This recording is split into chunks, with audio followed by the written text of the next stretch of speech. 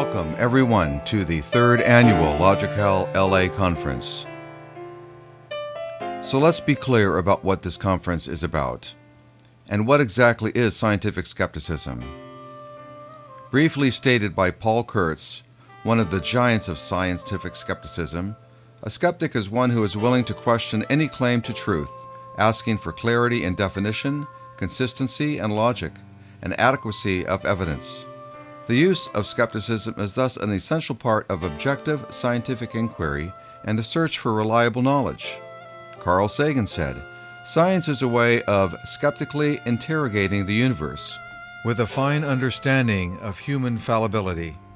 If we are not able to ask skeptical questions, to interrogate those who tell us that something is true, to be skeptical of those of authority, then we're up for grabs for the next charlatan, political or religious, who comes ambling along." At the heart of this movement is the quest for truth using scientific inquiry. With so much pseudoscience, we need a methodology that can be used to tell us not if a claim is 100% true, but to examine if a claim is most likely true. In other words, to provisionally believe a claim is true until more compelling evidence is presented. Science and scientific research can and will improve our understanding of social issues as well. But there is one issue that is overriding all of these issues. It's climate change. We are placing the human race in a precarious position for future generations as we ignore the prognosis of the world as a whole. As the SGU, Skeptic's Guide to the Universe, said several weeks ago on one of their podcasts, this generation is the one who must start to change our planet. It will be much more difficult for the future generations to make a significant change without doubling or tripling the cost to make that change. And most of the current world issues will diminish because all efforts will be placed on saving our planet. We should help other carbon-intensive countries change to a carbon-neutral energy sources. We hope you enjoy the stimulating lectures that our speakers have to offer.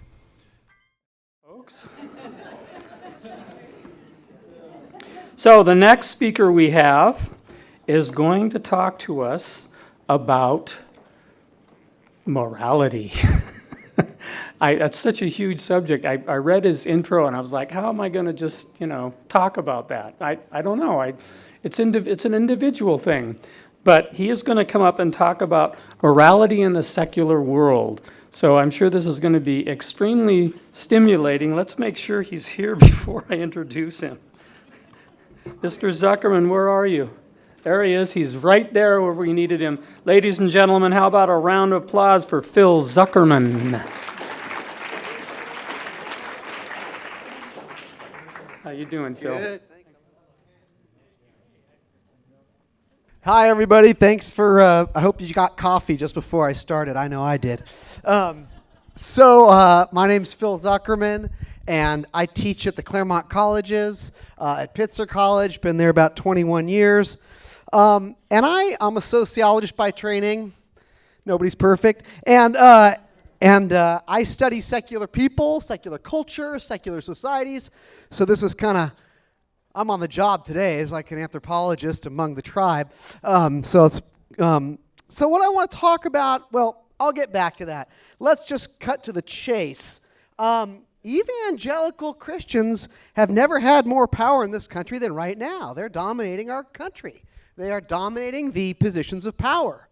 They are holding the major chairs in Trump's cabinet, and their agenda is being pushed across this nation. The Ben Carsons, the Betsy DeVosses, the Mike Pompeos, the Mike Pences, the William Barrs, my goodness.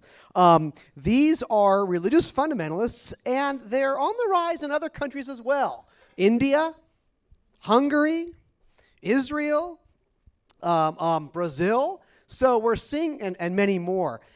Here in the United States, their agenda, as you know, amounts to things like ruining the environment and making the world hotter and more polluted, denying women control over their own bodies, keeping families and children locked in cages, spewing semi-automatic machine guns into our neighborhoods and schools, fanning the flames of racism, slashing funding for health care, destroying public education. But here's the kicker. They do it while claiming to be moral. I mean, fine, that's the thing that always gets me. It's like, fine, have that agenda, whatever. But they do it by claiming to be moral. And they have been claiming the moral high ground since as far back as we can remember. And this always really pissed me off. I mean, I remember the wonderful days of George W. Bush. Boy, I thought it couldn't get any worse, right? I thought the pendulum was where, and I even, and that's actually what prompted some of my early work. I remember driving in the car. Bush Jr., the second Bush, had just won election as president. Oh, actually, he didn't win, did he? He lost. Anyway, that great Supreme Court Justice Scalia, who thinks the devil, or did think the devil was running around doing all kinds of mischief, helped get President Bush as the president. But I remember there was an analysis at the time when Bush was elected where they saw that a lot of states, a lot of swing states, also had ballot measures around gay marriage. And there was this theory that got people to the polls, because they wanted to vote against gay marriage. And while they did so, they ticked the box for Bush. And they were called, do you remember this? Values voters. I mean, I'm driving in my car thinking, what the F? That values? How is denying people the right to marry who they love of value? How is that? They talk about this moral swath of America. And it really, really got to me. And the first thing I did to counter that, being a sociologist, I kind of tend to look at the macro picture, the societal level. That's kind of what I'm trained to do. So a lot of my work from 10 years ago and 5 years ago or 8 years ago was comparing societies on indicators of societal health, right? Things like how egalitarian are they? Do they have freedoms of speech and press? Do they have a lot of violent crime or not? Homicide rates, aggravated assault rates, poverty rates, all these many indicators, infant mortality rates, how long do people live? And I was able to see these strong correlations that holding dictatorships constant, among the world's democracies, you could very clearly see that the more secular societies on planet Earth tended to have higher rates of societal health and well-being than the more religious. Then I did the same analysis for the 50 states, and I compared the 10 most religious states, measured by highest rates of church attendance, strongest strength of belief in God, etc., with the 10 least states. And I found the exact same correlations, right? Murder rates were actually much higher. I mean, it's just so much fun to play with this. You can compare, for example, the Philippines, where God belief is extremely high, to the Czech Republic, which is one of the most atheistic societies the world has ever known. And of course, the murder rate is something like 15 times higher in the Philippines than in the Czech Republic. So I was doing a lot of that. However, that's at that macro level. So for the last few years, I've been exploring morality at the secular level. At the micro level among secular people. And I'm not a philosopher. I read a lot of philosophy, a lot of moral philosophy, so I'm happy to talk deontology with you and so on and so forth. But really what I wanted to understand was, how does morality work among people in their daily lives at this level, the micro level? And I believe I've discovered some patterns here that I want to share with you today, and then of course leave ample time for discussion. So let's get we got to get some basic stuff out of the way whenever we talk about morality. I'll try to do it quickly and not belabor it. If you want to come back with questions, please do so. So first, I'm just going to get the basic stuff out of the way. First of all, morality is a social construct. It is something humans create, discuss, debate, think about, fight about. It's not, nor could it ever be, objective. It is what humans say it is and nothing more. And remember, moral is an adjective, just like calling something beautiful. There's no objective quality that makes something beautiful. It's just whatever we say or think it is. We can have feelings about it. They can even be neurological or physiological, but at the end, morality stops with us. The buck stops with us. So no, I don't believe in objective morality, and that's where I disagree with William Lane Craig and Sam Harris. Boom. Okay, and we can talk about that next. So very quickly, then where does our morality come from? And again, I don't want to belabor this. If you read Franz de Waal, if you read, there's so much out there on this, so I'll just quickly, the quick bullet points. Our morality comes from the kind of brains we have, which allow us to feel empathy and compassion. We have a theory of mind. We can understand what someone else is experiencing to greater or lesser degrees. Our evolutionary development as group animals, which one of our previous speakers, Hector, talked about, which favored in-group cooperation and altruism, which allowed groups that had higher rates of that to survive and do better than groups that were made up of rugged individualists. Our earliest experiences of being cared for by others, from 0 to 2, we were cared for, and that's the only reason we're alive today, and that imprinted us, as Nell Noddings talks about. The people that raise us give us a morality. The surrounding socio-cultural context provides the norms and values that we internalize, our ability to reason and reflect, which is, again, related to our brain, and personal experiences. All of these is where we get our morality, and we can talk about which is more important and whatnot. So then we got to define what we mean by moral. I just said it was subjective, not objective. It's an adjective we use to describe actions or intentions. So what do I mean by moral? I got to first lay that out very quickly, right? Being moral entails some combination of the following actions and or intentions: not causing unnecessary or unwanted pain, harm, or suffering to humans and other sentient beings and animals, easing or relieving the pain or suffering of humans and other animals, offering various forms of help and assistance to those who need or seek it, comforting and tending to those who are vulnerable or weak, striving to make those around us feel supported and safe, working to increase health, happiness, and well-being in our families, communities, and society at large, being empathetic and compassionate, working to increase fairness and justice locally and globally, being honest, conscientious, and caring, being altruistic, treating people the ways in which we ourselves would want to be treated. Pretty basic. Whew, got that out of the way. Thank you very much. Okay, so now what have I found? First of all, there's a lot of research, primarily in social psychology, that gets people's attitudes and values and beliefs. It's a lot harder to get at, you can ask people about their actions, but with certain moral questions, rarely, I've always had difficulty with that when, like the trolley dilemma and stuff. I mean, we don't really know how we're going to act until we're in that situation, so what's the point in speculating? So what do we find? I find on these key questions of morality, at least what I mean by morality, being kind to others, increasing justice, being fair, being compassionate, et cetera, that secular people, on average, are more moral than religious people. And I think this is really important because what I have found in my short 50 years of living on planet Earth, at least in the United States, it's not the case in other, I lived in Denmark for 2 years, this is just not even on the table, but here in the United States, I often feel like religion has the monopoly on morality, or people think it does, right? Oh, all morality comes from religion. And I often find secular people or secularists having this sense of no, you can be moral if you're secular. We have a morality that's just as good. I think that's totally mistaken.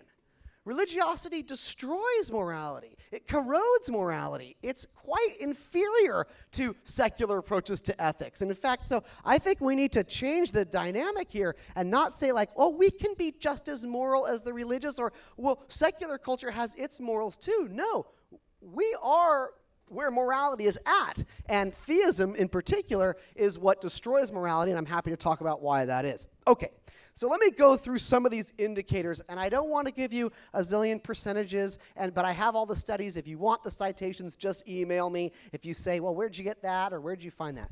Let's take probably, I think, what this entire election is about, and that's race and racism. I am convinced that that is the fundamental fissure right now, has always been in this country, and it's rearing its head right now, and I think this is going to determine the fate of our nation as to whether white supremacy will win or not. I just think that demographically, white people in this country are like, oh shit, we had a black president, we had a black attorney general, there's women of color on the Supreme Court, time to keep America white. So I think that's what's going on. So let's look at race and racism. In every study I've found, the more secular people are, and these are all just tendencies, these are all just averages. They're just, so that's why sociology is a soft science, right? It's not, no one's either purely secular or purely religious, and these are just averages. So on average, the more secular people are, the lower they express racist attitudes and values and beliefs. On average, it's not to say that there aren't racist secular people. Of course they are. It's impossible not to internalize the racism out there when you live in a racist society. But that said, and the more religious people are, the more likely they are to express racist and prejudicial and ethnocentric views, right? And again, it's just an average, so there are many religious people who are very non-racist, and there are many secular people who are very racist. But when you look at the bell curve, it's very clear. And this is shown in study after study. I'll just give you one gem, a recent one, 2018 PRRI study.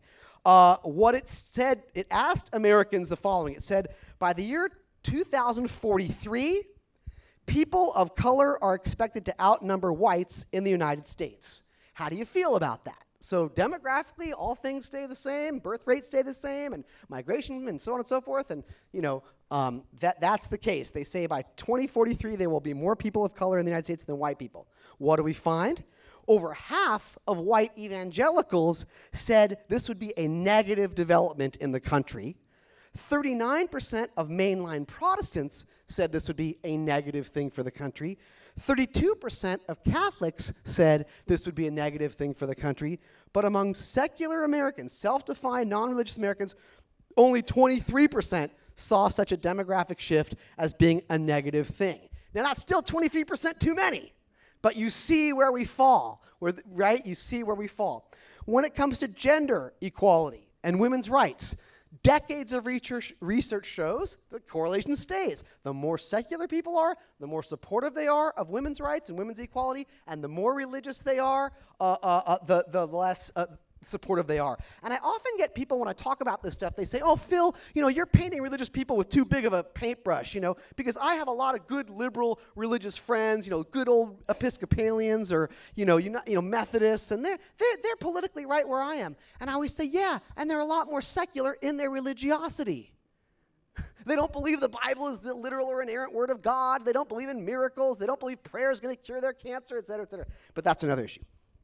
See, the coffee's kicked in. On reproductive rights, the more secular people are. And again, we've got to grab the moral high ground here, right? Women have a right to control their own bodies, and we cannot go back to the time when women were harming themselves and dying, getting back alley abortions. And the ability to control your own body is always correlated with having more power and agency in society for women across the board. That's international. Okay, but so on that, I'll give you one here.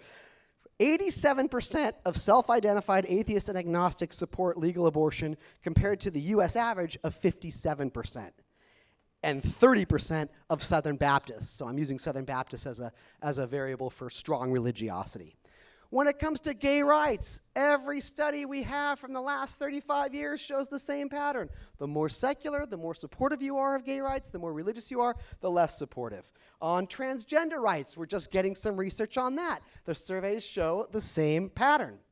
On cruel punishment, right? Draconian punishment, things like torture, solitary confinement.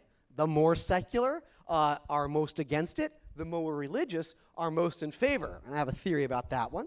On the death penalty, not that strong, but still it's there. On cruelty to animals, the more secular people are the more opposed, the more religious. Who cares? On saving the environment, understanding the threats of climate change, wanting to do something about it, willing to sacrifice one's material conditions to do so, the more secular supportive, the more religious not. On helping migrants and refugees fleeing crime and poverty, the more secular or more open, the more, I have some data on that, maybe if I can find it. On safe and sane sex education. On nationalism, religious people tend to be more nationalistic, overwhelmingly, than secular people, which is quite interesting, right? Religious people are always talking about we're all God's children, and yet it doesn't seem to translate. On the right to die, to end one's life in a way that one chooses at a time of one's choosing under one's own control, secular people 3 times more likely to support that. Stem cell research, I could go on, but to me, these are not political issues per se, they're moral issues. They're about treating people the way one would want to be treated, making the world a better place, increasing justice, increasing fairness, increasing equality, easing suffering. So I could go on, but I want to get to the why. Why do we find these correlations consistently? It's not just educational attainment. We can control for that. It's still there. It's not just socioeconomic status. We can control for that. The correlations still stand. What's going on?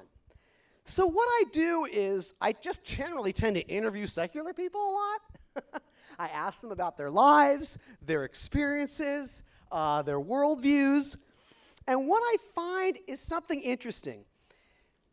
Even secular people have a hard time articulating their own moral philosophies. Now, I don't mean the ones with PhDs in philosophy, but, they're 0.04% of 0.4%. But I'm talking about your average person who's not an academic, who's not a philosophy major. When you sit down and talk to them, they almost don't have the language to explain their ethics and articulate their morality, which is very different from strongly religious people, right? You ask if a strongly religious person, they can tell you right away where they get their morality. I get it from God. I get it from the Bible. I got the 10 Commandments. Like, they can just start listing stuff, right? But your average secular person can't do that. I say a few can, right? But most can't. So what I find is in my interviews, in getting them to talk about it and tell stories and reflect, it emerges. These precepts and principles and values and virtues that are very much part and parcel of what it means to be secular come to the fore. I call them cardinal virtues, for lack of a better word. And I have dubbed them the secular seven because it sounds good. And I like the seventh seal by Bergman.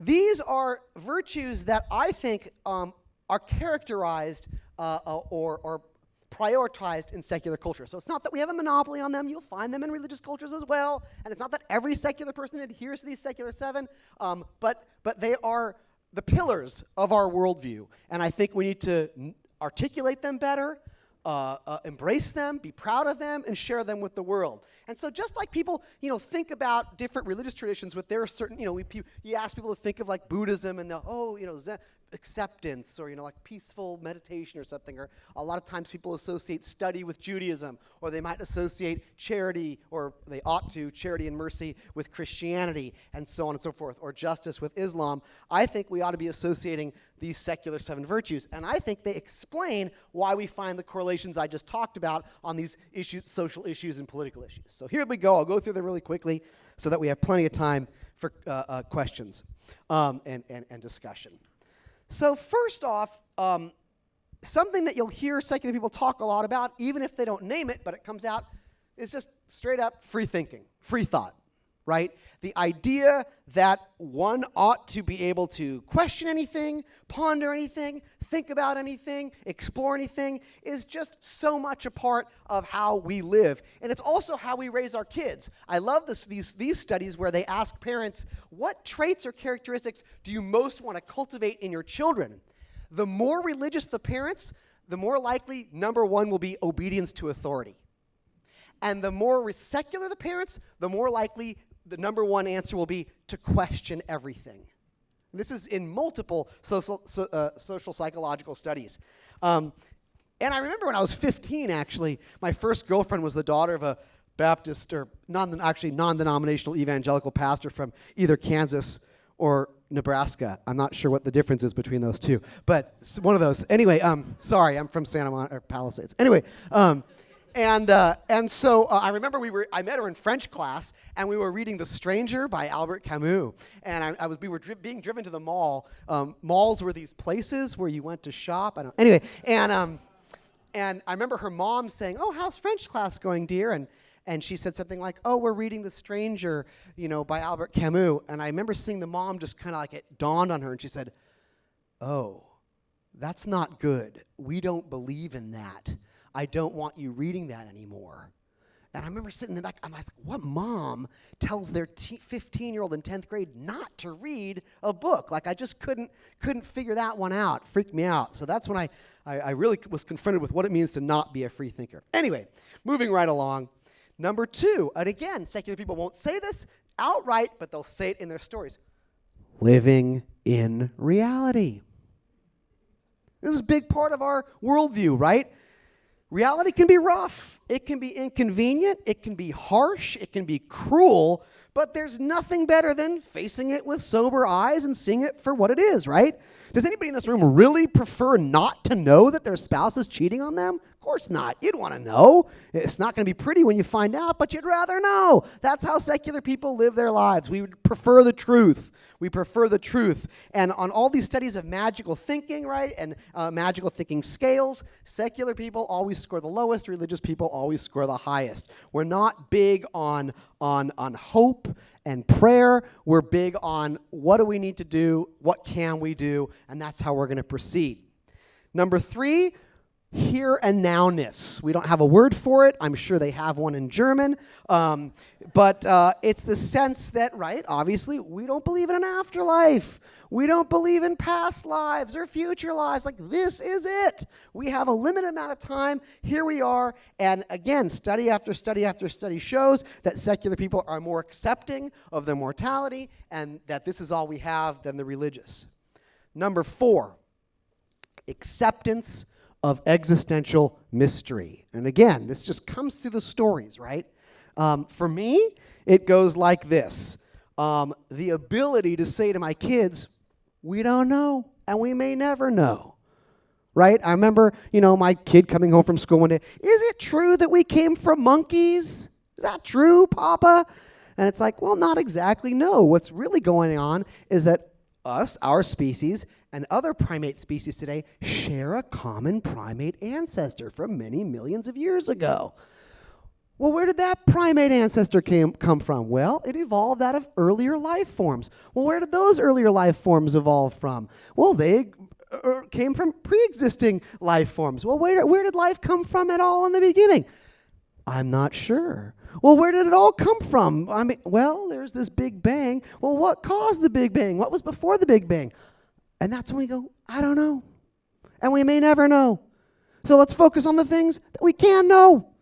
Now, what freaking book do you want me to read? Okay, so, and what I find is that, and again, we have studies to show, so these are not just anecdotes, right? Recent studies have found that increased religiosity is observably correlated with increased intolerance of ambiguity, while increased secularity is correlated with greater tolerance of ambiguity. Richard Sorrentino's book, The Uncertain Mind, Individual Differences in Facing the Unknown, presents empirical research indicating that religious people, on average, are more likely than secular people to need a sense of security. And they find uncertainty distinctly unpleasant. We seem to be okay with it in most cases, right? So that leads to number 5, where I said we don't know, so let's focus on the things we can know. The 5th pillar of the secular worldview, scientific empiricism. Pretty simple. Ask questions, develop hypotheses, test those hypotheses with control groups and experimental groups, collect data, check your biases, analyze the results, and communicate your findings to others, and wait for further data to come and either confirm or refute what you've done so far. Pretty basic. That reliance upon observation, testing, generating evidence through methods that guard against bias or false conclusions is responsible for every single advancement in communication, healthcare, transportation. Everything that has improved human and animal health so far has come through the scientific method. And again, secular people get it. Study after study after study shows that the more secular you are, the more open you are to science, the more supportive you are of science, the more understanding you are of science, and the more scientifically literate you are, and the more religious you are, the more you are to distrust science, to see it as a wicked conspiracy, to not even understand how it goes. Almost there, number 6. Cosmopolitanism. This is a biggie. Cosmopolitanism, well, in some circles, it's a code word for Jews, at least in Trump's campaign. But what philosophers mean by cosmopolitanism is the belief that we are all really comprising one human community on planet Earth. That yes, we have these divisions, we are divided by language, we're divided by ethnicity, we're divided by national identity and culture and so on and so forth. And, I think we all agree that it was a big mistake to put Yoko Ono on the White Album. But beyond that, I think, we're divided up. But at the end of the day, we are one people. And that's the view of cosmopolitanism, that we are essentially a global unity of humanity. And studies show again and again and again that the more secular you are, the more likely you are to embrace such an ethic of global humanism, and the more religious you are, the more tribalistic you tend to be, the more ethnocentric, the more nationalistic.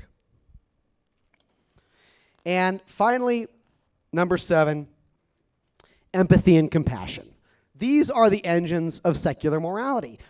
When secular people are asked to explain, well, why should we do this and not that? Or why do you support this and not that? Why is this immoral and that moral? At the end of the day, it's not about following rules. It's not about fear of punishment or seeking reward. It literally is about, well, how would I feel if that were to happen to me? I don't like to see other people suffering. I have a compassion for others who seem to be in pain, who seem to be miserable, and I would like to do whatever I could to ease that, and that's what motivates me.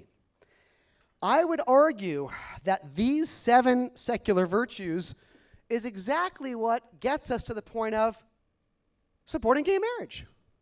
We think about it and we ask ourselves, well, what's harmed if 2 people of the same sex or gender marry each other? Is there any benefit from that? Does it increase well-being and happiness? By denying that, does that create suffering? Is it fair? Is it egalitarian? Right? And then we ask ourselves, when it comes to things like global warming, this is the only world we got. We're here and now. This is it. What does the science teach us? So it's not that every secular virtue relates to every moral question or social issue, but a combination of them do, right? It's why we fight for social justice, because we think, well, this is it. We got to live in the here and now. We're also prodded by empathy and compassion. And let me think of some others. So I would argue that it's not just a coincidence that our politics line up the way they do. They are morally guided, and we need to own that and assert that. And we've got the perfect time right now with this election coming up, right? I am personally not supporting Biden. Obviously, I'd elect anybody over Trump. But I did appreciate it when he was asked, what do you say to Trump's slogan, "Make America Great Again"? And Biden said, "Make America Moral Again." I think secular people need to grasp that moral high ground, hold on to it, articulate it, explain our morality to others, and explain why we have the positions we hold because of our moral and ethical heart, which is what I think is the best part of being secular. So thanks for listening. Happy if there's time for questions, great.